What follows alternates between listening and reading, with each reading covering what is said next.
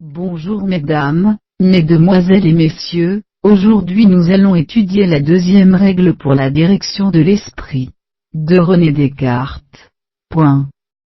Il ne faut nous occuper que des objets, dont notre esprit paraît capable d'acquérir une connaissance certaine et indubitable. Toute science est une connaissance certaine et évidente, et celui qui doute de beaucoup de choses, n'est pas plus savant que celui qui n'y a jamais songé, mais il est moins savant que lui, si sur quelqu'une de ces choses, il s'est formé des idées fausses. Aussi vaut-il mieux ne jamais étudier, que de s'occuper d'objets tellement difficiles, que dans l'impossibilité de distinguer le vrai du faux, on soit obligé d'admettre comme certain ce qui est douteux. On court en effet plus de risques de perdre la science qu'on a, que de l'augmenter. C'est pourquoi nous rejetons par cette règle, toutes ces connaissances qui ne sont que probables, et nous pensons qu'on ne peut se fier, qu'à celles qui sont parfaitement vérifiées, et sur lesquelles on ne peut élever aucun doute. Et quoique les savants se persuadent peut-être, que les connaissances de cette espèce sont en bien petit nombre, parce que sans doute, par un vice naturel à l'esprit humain,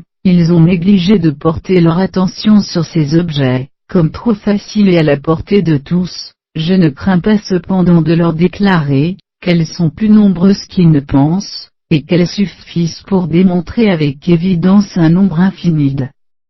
propositions, sur lesquelles ils n'ont pu émettre jusqu'ici, que des opinions probables, opinions que bientôt, pensant qu'il est toi indigne d'un savant d'avouer qu'il ignore quelque chose, ils se sont habitués à parer de fausses raisons, de telle sorte qu'ils ont fini par se les persuader à eux-mêmes, et les ont débitées comme choses avérées. Mais si nous observons rigoureusement notre règle, il restera peu de choses à l'étude desquelles nous puissions nous livrer. Il existe à peine dans les sciences, une seule question sur laquelle des hommes d'esprit, n'aient pas été d'avis différents. Or, toutes les fois que deux hommes portent sur la même chose un jugement contraire, il est certain que l'un des deux se trompe. Il n'y a plus, aucun d'eux ne possède la vérité, car s'il en avoit une vue claire et nette, il pourra l'exposer à son adversaire, de telle sorte qu'elle finira par forcer sa conviction. Nous ne pouvons donc pas espérer d'obtenir la connaissance complète de toutes les choses sur lesquelles on a,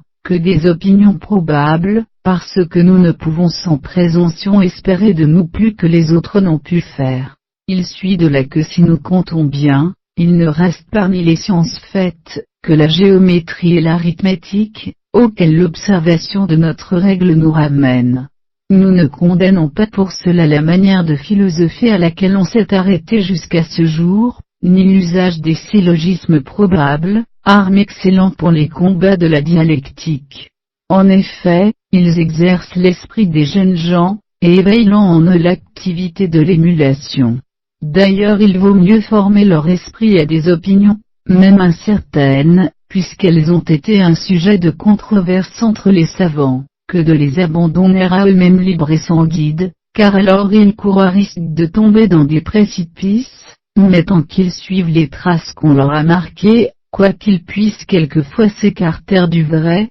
toujours est-il qu'ils s'avancent dans une route plus sûre, au moins en ce qu'elle a été reconnue par des plus habiles. Et nous aussi nous nous félicitons d'avoir reçu autrefois l'éducation de l'école, mais comme maintenant nous sommes déliés du serment, qui nous enchaînoit aux paroles du maître, et que, notre âge étant devenu assez mûr, nous avons soustrait notre main au coup de la férule, si nous voulons sérieusement nous proposer des règles, à l'aide desquelles nous puissions parvenir au fait de la connaissance humaine, mettons au premier rang celles que nous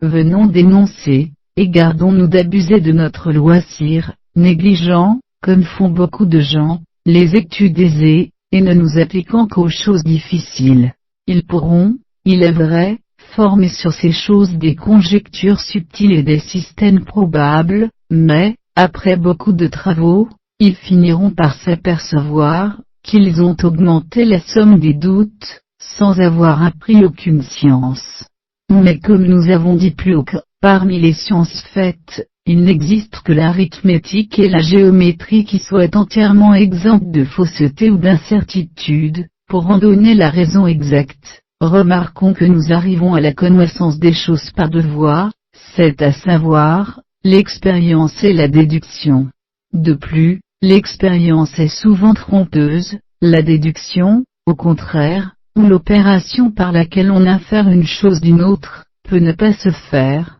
si on ne l'aperçoit pas, mais n'est jamais mal faite, même par l'esprit le moins accoutumé à raisonner.